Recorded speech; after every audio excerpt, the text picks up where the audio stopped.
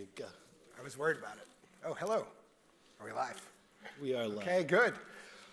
Well, thanks so much for joining us today. We have a really great person to talk to. And I think rather than me sort of describing what you're up to and where you've come from, I think it would be really wonderful if you could do that. So Sure. Tell us who you are. Hi, everybody. My name is Theaster. I'm a visual artist, trained as an urban planner, with a strong emphasis and interest now in kind of sacred space and the way that how space becomes sacred and performance. And I live in Chicago, and I make very heavy art. Yeah. That's all true. Well, I think also you have used whatever part of your brain it is that creates this art and turned it outward in a way that other people don't all the time, and I think that's what we should explore. Sure. And which is to say, I'll give a kind of summary and then you can correct me, please. Sure. But it seems like on the south side of Chicago, you have refurbished, rebuilt buildings that were had seen better days and turned them into community spaces for people to use, and in doing so have revitalized these communities in a way that people find very valuable. Yep. That's a good skeleton. Okay, good. And so Want fill some it more? out. Want Yeah. to say some more? No, I want you to fill it out. Okay. Yeah. So let's say what were the conditions that led to a community being in need of refurbishing? Yeah. And I think that if we were to look at the history of American urban renewal, where federal dollars were used to create major infrastructure, and that infrastructure at the same time was allowing people to move further and further outside of the city to new suburbs that were developing, it was also kind of marginalizing black and brown communities and kind of Jewish communities that were then displacing people. As that displacement started to happen, drug epidemics increased. There was a kind of economic flight outside of cities. And so you find yourselves in the 1980s with neighborhoods that people would much rather leave than come to. And I think that when I moved to the neighborhood that I live in, Grand Crossing, in the late 90s, things were pretty challenging. It was pretty violent neighborhood. And the people who were there were like longtime homeowners who really loved where they were and remembered the good old days. And then there were renters who were either getting aid from, and in that case had sometimes slum developers or slum landlords. And so it was a kind of an interesting batch that got me to this place. And because of my artistic practice, I just thought, well, maybe there's a way that I could, instead of just building interesting things in the studio, maybe I could take some of that skill set and expertise and, fix a porch or, paint a house or, it was quite pedestrian at first. And then I thought, well, maybe there's a way that I could demonstrate that artists could do more. And so I started acquiring these buildings that were really, really affordable. In fact, Deutsche Bank owned most of them, so I could just kind of call Deutsche Bank and say, hey, can you give me the portfolio of buildings that are in my neighborhood? And I would kind of put on my business voice. Like, Bob, I'm interested in 100 properties in this area, this disinvested community. I want to do some good. And they really like that. So the buildings, they were maybe $10,000 or $15,000 a piece. And so in some cases, they were cheaper than the creation of an exhibition. Let's say drywall for an exhibition might cost $75,000. So this temporary thing that lasts 3 months, was there a way that we could take the resources that flow so generously within the art world and leverage those resources so that they could do more longer in this neighborhood where I lived? Tell us about some specific instances. I mean, I keep thinking about the bank, but maybe there's another one. Or maybe it's this beautiful library picture. Yeah, this building right here is called Dorchester Art and Housing Collaborative. It's a 32-unit artist community. And it was basically, they used to call them the granny flats. And it was low-income housing built in the 60s. And in the 60s, people really loved these buildings. By the 80s, they were kind of, they were a death trap, because what was happening was gangs from different affordable housing tendencies from around the city were then brought to this place, and they didn't get along. And so there would be these kind of feuds that would happen on the playground across the street where the kids played. It was a bad situation. So our local politician, the alderman, shut the buildings down in the middle 80s, and then we were able to ask the housing authority, hey, can we try a new concept where we identify tenants within low-income housing who are interested in the arts? And we would do that by sending a letter to everyone and saying, if you're interested in the arts and you benefit from a Section 8 voucher, come to this meeting. There's the potential for some housing. And like a few hundred people came. And we had 32 slots. And so these were parents whose children identified as artists. Some of them were friends of mine who I didn't know were on Section 8. They were just normal people who loved the arts. And so we were able to then have a waiting list of like 200 families to get into this building. And then it created a precedence where the housing authority really liked the idea of culturally specific low-income housing.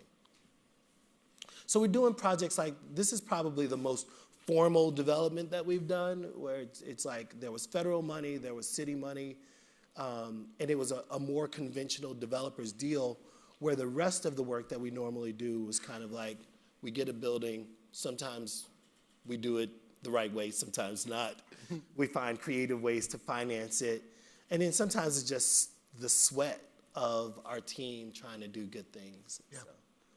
So I think a question, business journalist, one of the first thoughts I had was, is this a money-making venture for you? Which would be great. I mean, great if it were, but just talk through that. I mean, how does it work for you? I'm looking at the back of this guy's head, and I'm like, when was I that skinny? But it's not me. That's good. That would be really embarrassing. We don't make money. Okay. But the real estate proposition is not a not-for-profit. And so we're kind of in this middle zone where the charitable organization, Rebuild Foundation, that I founded, we don't have money set aside for the acquisition of buildings, nor do I think it's the best place for the buildings while I'm a young artist, let's say. But because of my artistic practice, I basically use my artistic practice and the resources that we make, and I become my own bank. So in this case, it's probably the case that like a JP Morgan and Chase probably wouldn't fund in my neighborhood, or some of the larger buildings that we want to rehab, they might have environmental issues or whatever. It's harder to finance them. I love the unfinanceable buildings. And so what I've done is just kind of use the resources made from art to finance them myself, and then allow those buildings to really become an asset and kind of a gift to other artists. So whether the artists are working in the buildings or living for free, or if they pay, $300 or $400 rent, so that they then have the ability to either not work a lot and make their own art, or work a lot to save money to get their own space. It's a way of creating another kind of equity opportunity for creatives. So how? I'm going to try to ask this in one way, and I don't want it to come out. I want to ask it the right way. I'm going to try to. Who else should get involved in this project, and who shouldn't? I see. That's a good way. Part of the reason that Dorchester, this particular, it's now, it's 400,000 square feet of space. It's about 40 buildings. If you consider this one building, it's about 80 units of housing, and then the Arts Bank, these beautiful spaces. I think if we were to look at my makeup, I am part charismatic, kind of the charismatic creative, part strategic planner for a neighborhood, and part financier. And normally those are three different people Oh, and I'm a local community member, which normally means you're a black person that doesn't know a whole lot about development, and you're just waiting on somebody to do something nice for you, right? And you sit at the board meeting, right? And so what happens often is that these four parts, let's say, don't know each other very well, aren't usually interested in working together, don't see the value proposition from one to the other. And so I have 17 personalities, but I'm at least these four characters, versions of the four of them. And so I think that if we were trying to figure out who could be involved, well, is the financier interested in a local person who believes in their neighborhood but maybe don't know the financing and spatial game? Would a bank lender lend in a neighborhood that is currently underperforming if they have friendships and allyships, or if it was from where their partner's from? And I think that there are moments where the things that motivate our investment are not just financial propositions, but often the people who really need the financial opportunity are left out of the relationship. And so there's a kind of relationship gap that I've found. Those who are charismatic with the resources and very creative at their deployment normally win, and they're interested in the value prop, they're interested in making money. I think that's when the kind of anxiety of gentrification happens, where, like the creation of maker spaces all over the world. That this, in Chicago, the way it plays out is it's like, oh, there's a building, you don't know what to do with it? Just make some fucking cubicles and put some artists in it and some office people. I said I wasn't gonna curse dick, I'm sorry. I'm sorry, man. But I think that there is the possibility of not only having a smart economic plan for development in neighborhoods that are struggling, but there could also be an equity opportunity for people who live there. And so I think that the challenge is that the calculus is a little bit more complicated in order to create the inclusion opportunity. Yeah. What kind of scale are we talking about? And do you want to scale up? Yeah. It changes every day. Some days I just want to be an artist, and I don't want to study war no more. I just want to garden and just watch the roses grow or something. But the truth is, I have these buildings, and I really enjoy making things beautiful, making neighborhoods beautiful, and then giving people an opportunity to benefit from all that beauty. I also really like making deals. I love negotiation, and I love, because the deal making isn't just business, it's also relationship, and it's kind of a kind of determinism, so I like that stuff. So I think that there are definitely more projects in me. The question that I'm often asking myself is a scale question. So when I was in Davos in 2013, I remember talking to a kind of minister of housing from Korea. And they were saying that over the next 5 years, they had the responsibility of building 6 new cities. And these 6 cities would probably each have about 15 to 20 million people. And it meant that they were relocating people from where they were and bringing them to this new place. And the primary concerns they had figured out was transportation and housing. But in fact, they had concerns about people have different dialects. People have different worship practices and beliefs. People have different cultural interests. What are we gonna do with the kids? What are we gonna do with the teenagers? And so all of that stuff landed in this cauldron of questions. And they weren't quite sure, how do you instrumentalize the need for religious space for people of different faiths? And then who's the cultural minister that helps to create the infrastructure where people might party together,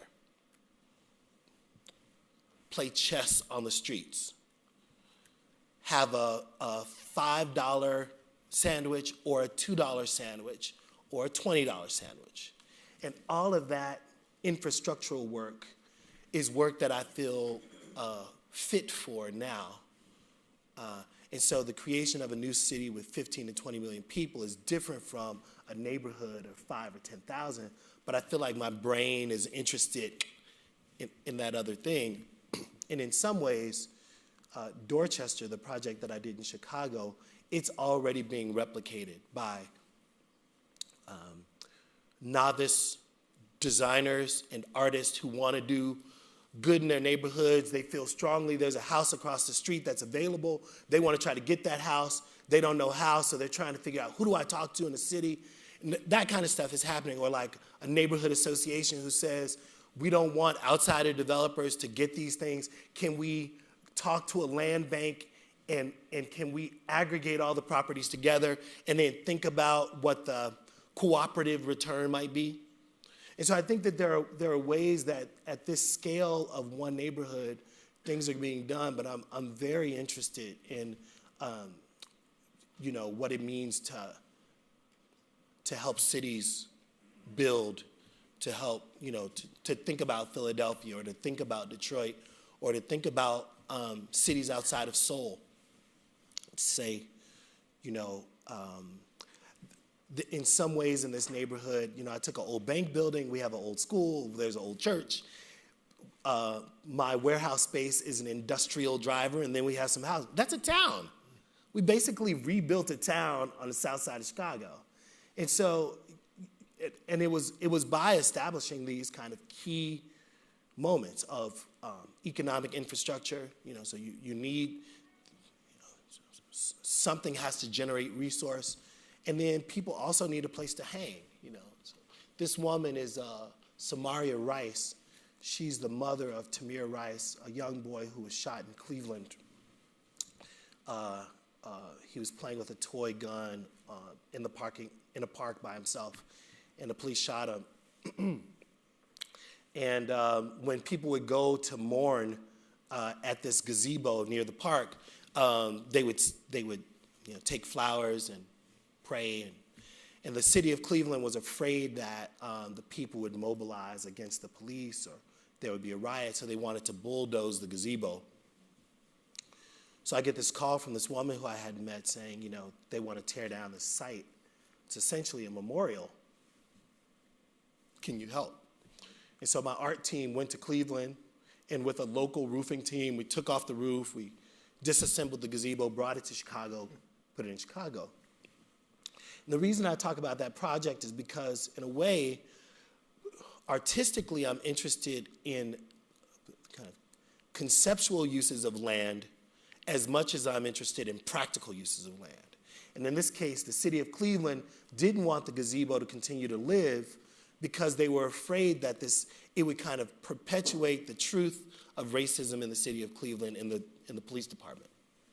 If we can remove the thing, then maybe the memory will fade. And I think part of the reason that I've been so invested in taking existing buildings and kind of resurrecting them is because when you see that a thing's been really, in a bad state for a long time, to see it change maybe is the thing that offers hope in a place.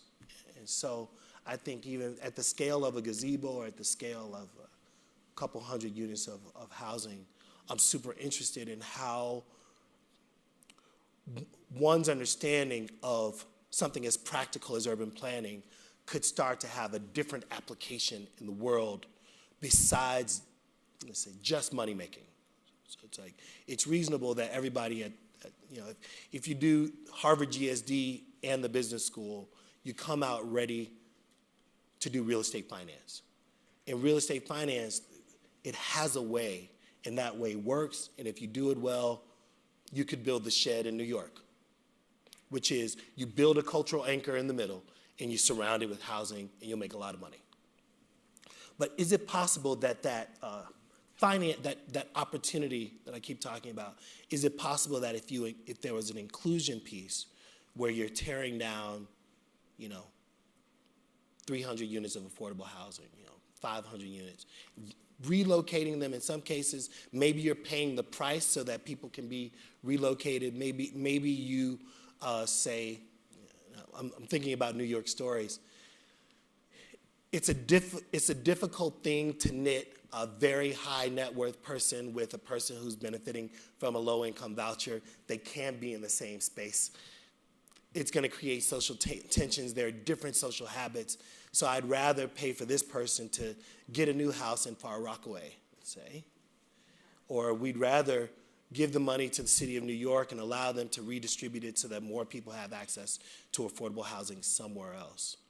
But imagine if, for some percentage, those folk were small equity stakeholders. I think that when you find that calculus, which is more complicated, it's like it actually makes the whole system work a lot better. So, yeah.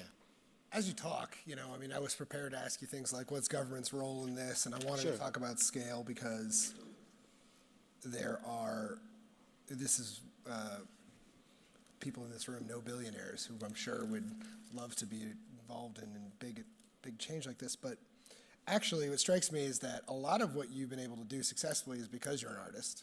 Yeah. And an artist, for many reasons, does not make art through committee, Sure. You can conceptualize and see it through and execute. And I want to know if that's true, if you think that the success here has to do with you being an artist. And I want to know also if, yes, government has an obligation and business has an obligation to get involved in these things, but do artists have an obligation to get more involved in these things? So this is a kind of a complicated question for me because I would hate to say that anyone has a social responsibility. But in these times, to not have a social responsibility seems irresponsible, right?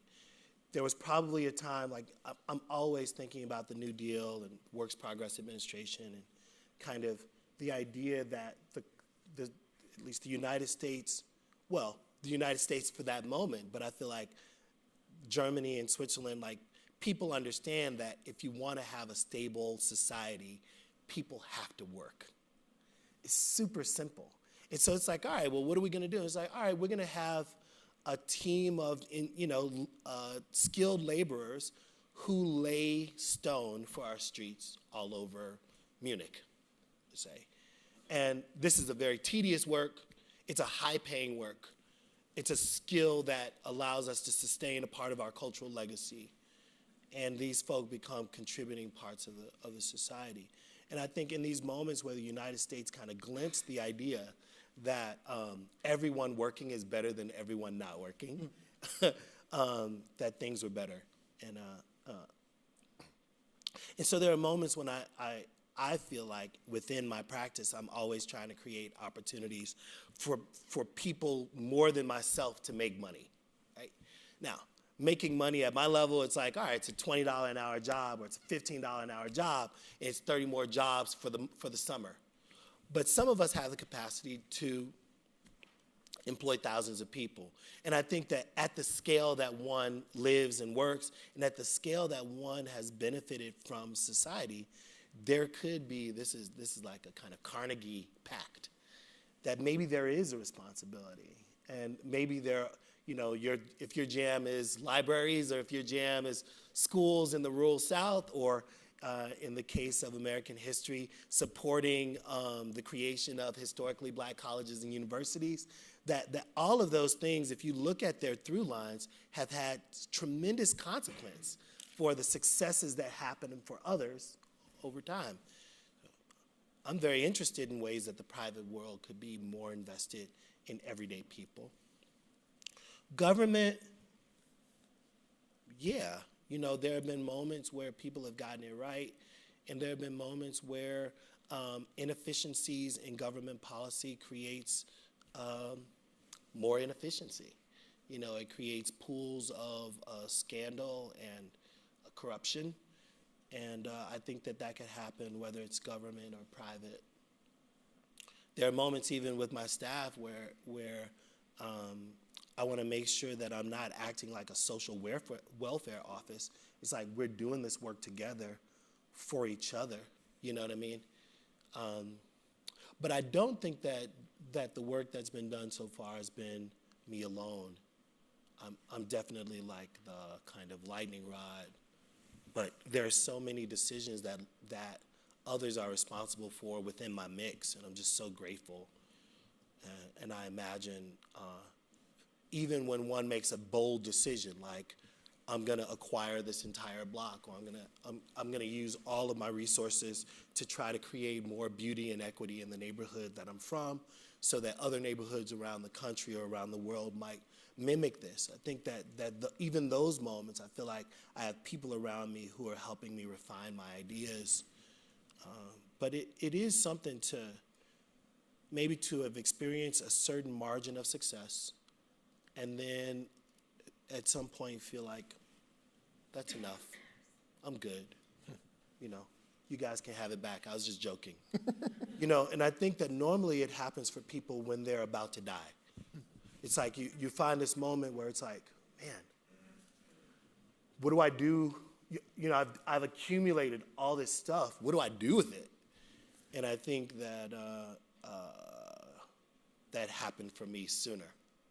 Like, this is When did really. it happen? Tell me about that happening. I mean, I made a couple paintings and they sold, and you know, it's not like, you know. But I think that it was a way of understanding that I wanted these mountaintop moments to happen, and I feel like they've happened.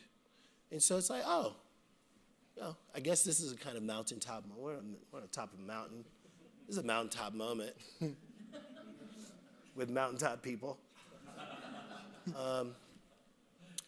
But it just feels really good to know that like one could live simply, and that maybe the work that we do, it's really just like a way of staying fit. You know, it's like I can't say that my desire is a certain kind of wealth accumulation, but I know that I would be restless if I wasn't doing the work that I was called to do. Yep. So it feels like there's like purposefulness, calling, you know, one's passion. And then, and again, in my case, some of those things make money, some of them don't. Some of them don't. How do you how do you know when is the good feeling? How do you measure success? How do you feel like you've done a good job? Yeah, this worked. So, yeah, it's so funny. How many people know the charitable structures in the United States of America? You guys have a sense of it. So it's reasonable to say that if you're a public charity, which means you probably receive funds from donors and you receive private contributions from foundations, that people really want you to measure your impact. And measuring impact becomes a big part of the work. Like 4,000 people ate meals last week. 20,000 people rode this public transportation last week. 5,000 people came through the doors of this museum. 15,000 people a day are, you know, and there's a lot of that. And that's important stuff to know. But I think that for me, when my neighbor says, "Theaster, you took my parking space," and when the Arts Bank is open, and all these people from all these other neighborhoods come to the neighborhood, they take my parking space. And that if I don't pay attention to my neighbor, she lets me know that no matter what the impact is for everybody else, she feels negatively impacted by my success.